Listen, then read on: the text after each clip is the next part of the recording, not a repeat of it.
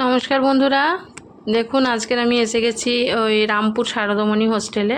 এখনও পর্যন্ত আপনারা অনেকেই হয়তো জানেন যে আমার বোনের মেয়েটা এখানে ভর্তি হয়েছে এই হোস্টেলে। তো দিয়া ওর সাথে দেখা করতে এসেছি আজকে, গার্জেনদের দেখা করার দিন আজকে। তো কিছু জিনিস প্রয়োজন ছিল, সেই জন্য সেগুলো দিতে এলাম, দেখা করে চলে যাব। আমি ওয়েট করছি এখানে বসে এই চত্বরে, আর ও এসে পড়বে এক্ষুনি।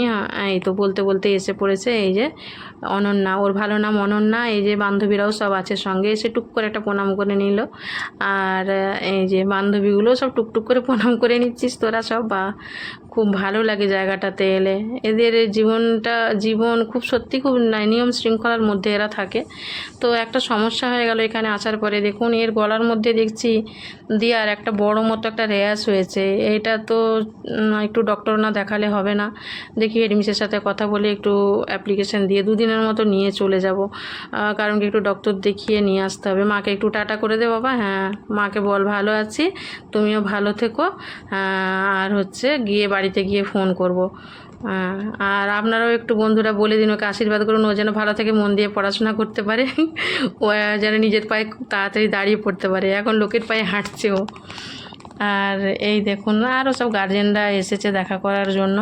তো বলি বন্ধুদের, এত রোদ গরম, শরীর ক্লান্ত, খুব প্রয়োজন না হলে বাইরে না বেরোনোই ভালো। এর মধ্যে লাঞ্চেরও ঘন্টা পড়ে গেছে, লাঞ্চ করতে যাচ্ছে ওরা। আমি এর মধ্যে অ্যাপ্লিকেশান লিখে নিলাম, একটা ফর্মালিটিস আছে, এটা করতেই হবে।